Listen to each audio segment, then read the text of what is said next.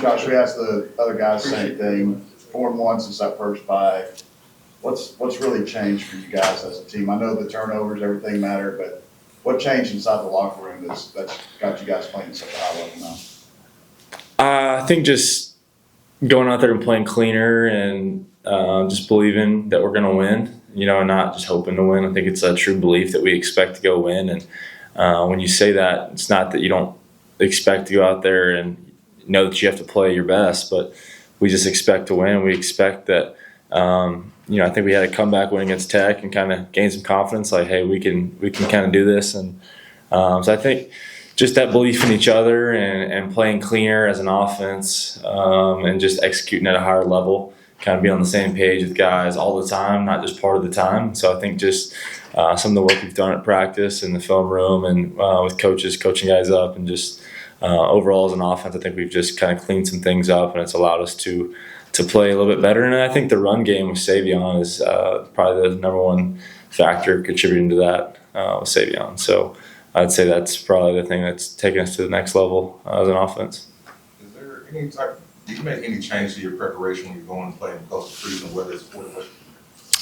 No, I never really cared too much about weather, and I actually like the cold. I duck hunt, so I'm out there all the time in the cold and the rain and all that. So it's nothing I'm new to. So I'm looking forward to it. It's gonna be a great atmosphere and should be a lot of fun. And it's always good to go up there and play in an atmosphere like that. So I'm excited about that. Josh, apologies if this is bananas before I got in here. These guys play a lot of drop eight, right? The run game is going to be super important this week. Can you work them out of that, though, if you have enough success in the run game to open up the passing game? Yeah, I don't know. I mean, that's a good question. I think teams past we've played like this, a lot of them just kind of do their thing and they kind of make you beat them the way they want you to beat them. So I think we'll see what happens, and you never know. I mean, we've been a lot of games we show up and people do completely different things, so you never know what's going to happen. You never know what their sprinkle of the week's going to be. But on tape and history, they have played a lot of drop eight, like you said, and we've got to be able to run the ball and then throw the ball off of that. Maybe some play action stuff that we do every single week. We got to be good at that, like we always do, and then just kind of doing our stuff on offense. And nothing really changes, just executing. Trusting my eyes, taking care of the ball, and then just getting the run game going early like we have been. Corleone, their nose tackle was pretty good, right? Big guy in front. Yeah, really twitched up guy, just a gap filler and a really active, a really good player. Honestly, their whole defense, they've got a lot of guys that flash all over the defense, so they're really, really talented. And in my opinion, it's one of the best defenses we're going to play this year. And they fly around and they do a really good job on defense. So. Their D coordinator was at Iowa State last year, and so played those guys, and so we've seen a little bit of that scheme, but obviously they're really good and they play well, and they've had some scores that don't really tell the whole story. I think, in my opinion, they're a lot better than their record shows, and I think we're expecting to go up there and be in a dogfight, and it's gonna be fun. Jeremy gave us a 30-minute history on the relationship between you and Sorsby, you may not even know it, do you? I know of him. We've worked with some people that are, close. We work with some of the same people, but, personally, I've never met him, but I know of him. And obviously, we, in this league, you watch each other every week when you're playing other teams. And he's a guy that I have a lot of respect for. He's got a live arm, and I think he's really accurate and a really good player. So, I don't, like I said, I don't know him very well personally, but know of him for sure. We're coming up on the end of your first full year as QB1. What's something you know now or learned this year that you would maybe go back in time and tell yourself at the beginning of the season? I think just, being yourself and trusting yourself, no matter what happens, and just knowing that, sometimes things happen that are out of your control, and the last thing you want to do is, try and overemphasize certain things. And I think in my mind now, I'm seeing it in a different way. And, looking back after 11 games and kind of understanding that, just trusting yourself and being who you are each and every week, and not letting external factors affect that. And, I think there were some times earlier in the season where, we kind of look back and wish we'd have done some things differently, and maybe, we kind of be writing our own destiny right now, but it is what it is. This was what, it's what life's all about. It's a learning experience. You look back on things and you grow, and I think the number one thing is just trusting myself and trusting the ability that God's given me. And then going out there and having fun and enjoying it. I've really enjoyed this season. The guys we've got in our locker room are really special. I mean, it's, every year it feels like you say it, but I mean, it's a really special group. And just going into this game, last regular season game with some of the guys that I've made such great relationships with, Savion, Jack, JP, just guys that have been here for a couple of years, especially at receiver. It's a big deal, and we're focused on finishing strong, and I love those guys to death, and couldn't say enough good things about them, just the way they've poured their heart out for our team this year. Speaking of JP, we joked with him after the game on Saturday that it seems like every one of his catches are contorted body, acrobatic. He just makes some wild catches. Just, can you talk a little bit about the connection you two have and just the plays he's making this year? Yeah, he's the last 2 weeks he's really done some.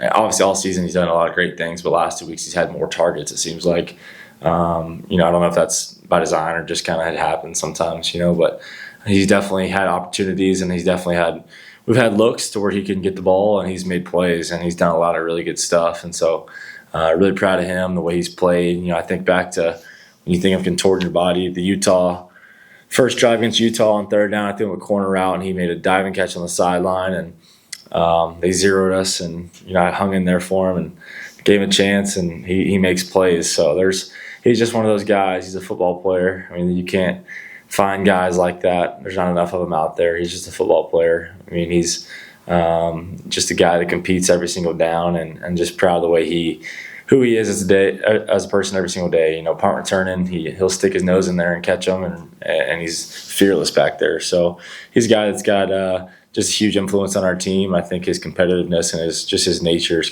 contagious to our team. What's the one area you feel like you've kind of grown the most this season? I would say just the more games you play, the more you kind of understand and kind of see things a little bit better, and understand when people are playing drop 8 or when you're getting pressured, and when to dump the ball down the back, or when to check certain plays, or when to make certain decisions. And I think, like I said, it's always a learning process, and you continue to grow. And I think I've definitely grown in those areas, especially since the bye week. And I think that just trusting myself and trusting my ability and extending plays a little bit more and kind of being better in the pocket, I think has been big. And I think that's something I'll continue to focus on. You can't ever be good enough in the pocket. That's always something you're working on, and something you're trying to do to give guys time to get open and make plays down the field. So I'd say those categories right there. We've seen in the last couple of weeks a few more instances where you've made some plays with your legs, Mm. when pockets break down, those kind of situations. Do you have conversations with Kendall Riles about when to run? How often do you look to run, or to kind of stand tall in the pocket?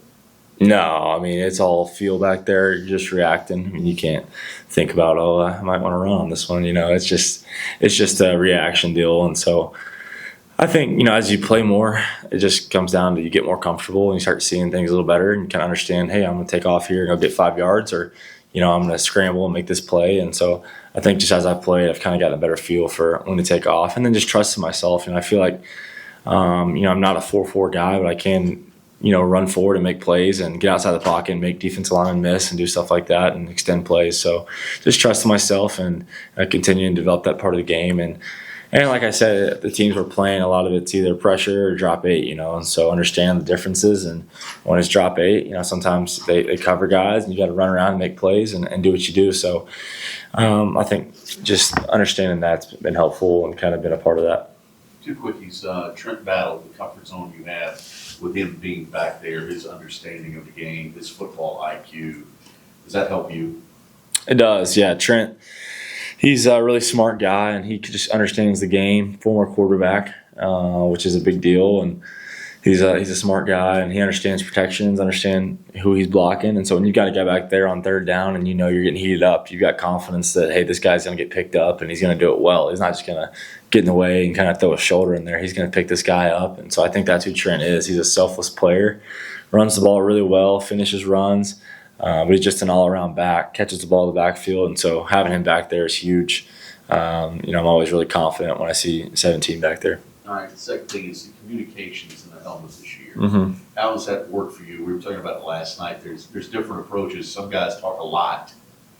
You know, Cliff Kingsbury talks a lot in the headset, Yeah. and others are not. What's that conversation like? Yeah, I think some of those offensive, air raid guys and stuff, even before the headset, they were always, in my experience, big on, kind of telling quarterback what to think and stuff like that. And, I think Coach Briles he's really good about letting me kind of just do my thing. And I think that's definitely special because I think there's a lot of coaches that are kind of control freaks and try to, control every aspect of it. And he's, one of the reasons I love him so much and have so much respect for him as a coach, just because he's not that way, and he really allows you to go out there and play and be yourself, and he doesn't overcoach guys. He coaches you and does what he needs to do for that standpoint, but he's not in my ear, in the speaker saying, hey, watch out for this, watch out for this. He just lets me go out there and react and be myself. And then he does give me tips and reminders, whenever I need them, or, hey, we got 2 downs right here, so you don't have to make a play on 3rd down. Just take 5 yards, so we got 2 downs, So he's really, really good about those reminders and just helping me out in that way, but not doing too much to where I'm thinking too much or thinking about things that I can't control or thinking about things maybe that he's focused on, right? So he does a great job, and I love having him on the mic. And like I said, he's done a really good job of giving me the right information and not too much information, which is probably tough, because there's probably times where he wants to tell me stuff, and I'm all for it. Whatever he wants to tell me, I'll listen. So, but he does a great job, and I've really enjoyed the way that new system, and I think it's been good for college football. Okay, good. So it has helped you, I guess. I think so. Yeah, I think it's definitely helped as far as preventing some of the signaling, and there's always people trying to pick your signals and stuff, and so I think that definitely helps in that case for sure. So it's also, college football is a lot different now. You don't get as many possessions with the clock deal, and so there's more people huddling now because of the communication. So it's also changed the game that way, I think, too. There's less possessions and not getting as many chances on offense, but I think it definitely helps. It's kind of one of these deals, right? Go straight to questions for NaNa. NaNa, you guys have played well defensively the last few games, and it really starts up front. What was the big thing that kind of motivated you guys up front to just start playing better here the last few weeks? I would definitely say the way that the Baylor game kind of went for us was a big, just almost like a little bit of a wake-up call, and kind of just a reminder of who we are and how important it is when it comes to the offensive line and defensive line up front in every game. And we just didn't like how that game basically came down to us and being able to stop that run and being able to stop that last-minute drive they had that led to the field goal. So we kind of just took that personally and really just honed into the small details, from working on pad leverage to hand leverage to just having the grit and the motor. Every player out there just go and attack the O-lineman, or if you're on the O-line, attacking the D-line. So for us as D-linemen, we definitely took a lot of pride in just how that game went for us. We just knew that we didn't want to have to suffer that type of feeling again. So just had to go back to the practice field and go right back to work.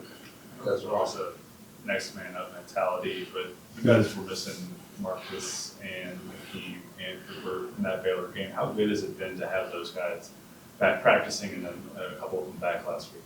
It's been really cool. It's really a blessing too, because all those guys definitely had an injury that sometimes it takes a little bit longer to recover from, but the fact that all 3 of them were able to just go in and attack the rehab and take it super seriously, because they knew how much we needed them, how much just we appreciated their game, and how much they could do for us. So being able to have them all back last week was just a huge thing for us, and we just only hope that we can just keep everybody healthy for the rest of the season, and it can just give us really good insight to how good we can be when we have everybody healthy and ready to go. You guys about to face another good running back, 1,000-yard rusher. What just stands out about the Cincinnati rushing attack in their offensive line? Well, we already noticed that they're a big mid-zone team, so just being able to go in and hone into how to defend that type of offense. We got a little taste of that when it came to Baylor and Kansas, so it's going to be a really big week for us to basically really focus onto the technical parts of the offense, going on more of like not just what plays they run, but how they run it. Like, what are the offensive line's objectives? What is the offense trying to really plan out a scheme to attack our defense, and to really go back in our own film and look at what our weaknesses were, because so we can basically come back out and identify what we struggled with in past games and just be able to come back and make it our strengths for this next game. So You played in a lot of cold weather games up at Notre Dame. It's going to be cold Saturday. You looking forward to that? I actually am. It's not even going to be nothing crazy. 35 degrees can't sound cold right now, but I've definitely played in a lot worse, so I'm not too worried about the weather in any way. you've probably seen more of this offensive line than anybody else in the country this year. How have you seen that unit grow from the beginning of the season to now? In terms of our O-line? Yeah. Our O-line is amazing. I mean, the fact that they've been able to come through and just really just work their butts off. Like literally since I got here in January, and I didn't know a whole lot of them, but seeing how much they put in their preparation from getting closer together as a unit to actually getting better to what they're doing on the field has been really cool to see. And I mean, especially for a group that's had transfers come in and out and all that stuff, I mean, it can only be so hard, so easy really to be able to develop that type of bond, you know. But seeing how they've been able to come a long way and what they've been doing the past couple games has been really cool to see. And even seeing some of the young guys get in there has been pretty impressive to see how much that they're ready to just hop in, step up, and play to the same ability and the same level as whoever the one was. So I know there's been a couple of injuries that have been going through, like the O-line too. So being able to see them still find that success and being able to protect Hoove and drive the ball down the field has been really cool and honestly really motivational for us and our own D-line too. The young guy that's been playing a lot for you guys is Travis Jackson, who picked a couple weeks ago. I guess what's it been like to kind of see him grow up from the start of camp to where he's at right now?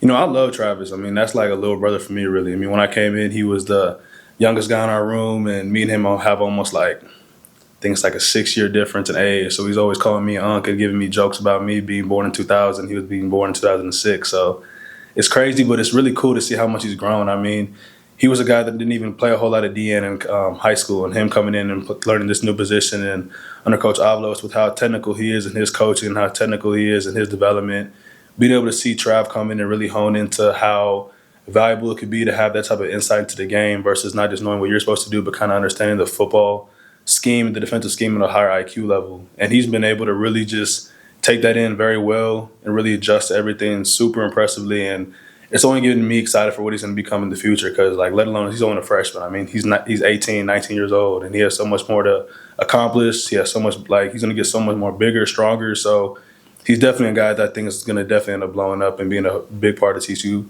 defense in the future. I know you're a Fort Worth native, so being close to home was important to you, getting back here to TCU.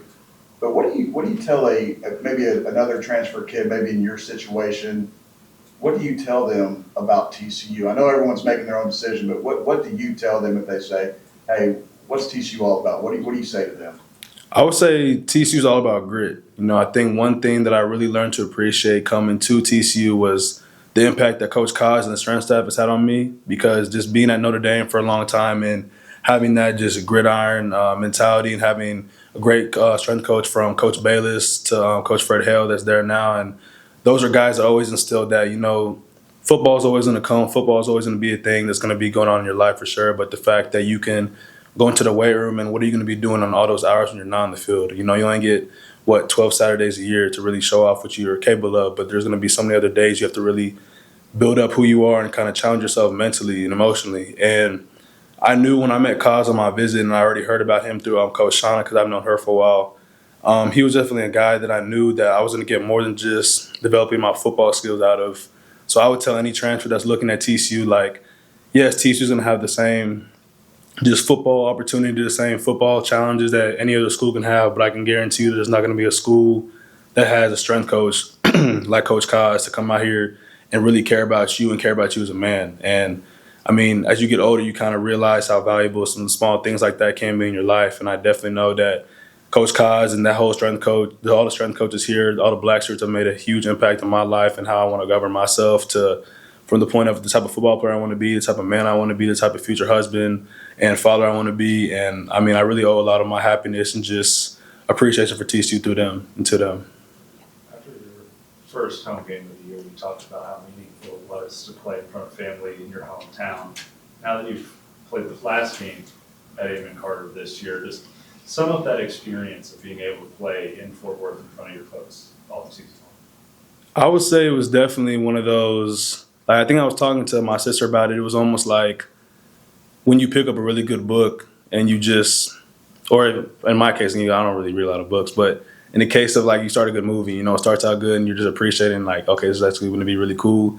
And then you finish it, but you're not even just sad that it's over, but you're honestly just really happy that you did it. You were so happy that you were able to play in front of a ton of people that you either went to high school with, a ton of people that sometimes had to watch you in after school programs, to people that knew your parents and have heard of you through the the newspaper or through just your family or other people like that. It was just one of those feelings that I was just truly appreciative and just blessed to have realized that I was able to do it. I was able to come back and, put it on for the city that I grew up in. I was able to put it on for the city where I first saw my first college football game and all that. So, I was just really thankful and happy about it. Just not really happy that it's over, of course, just happy that I was able to come to the light. So it was a great feeling for sure.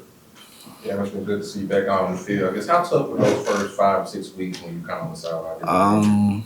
Probably the toughest thing I've been through in college. I've never had an injury to, put me out for that amount of time. So, yeah, it's probably the toughest thing I've been through mentally. But it's been a blessing to get back on the field, play this game. You guys have played strong defensively the last 2 games. What's been the biggest change that you've seen with you guys so that you can be successful? I'd say it's all in our preparation. I feel like as the seasons went on, everybody's brought into the process.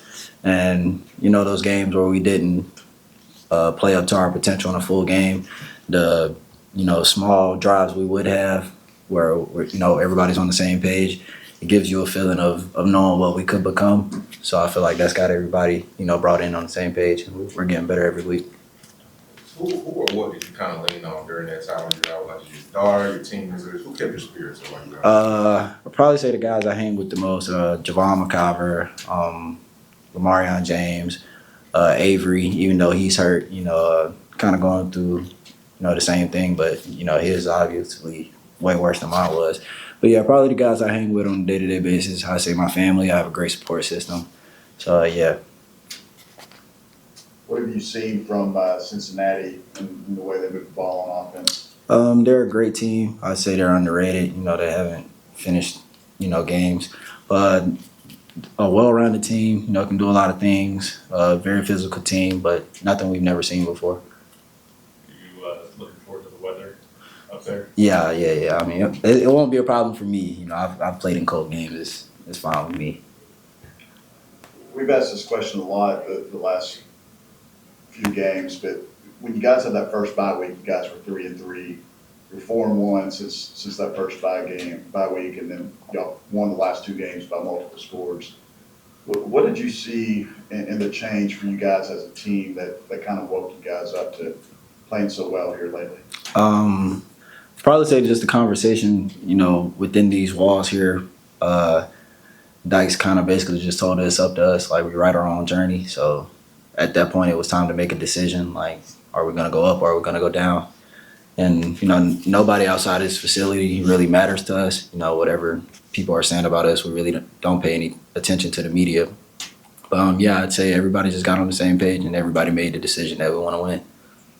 After the game, Bud said to have you back on the field kind of turned him up, basically. Mm-hmm. Just how close are you to the team to get as a season?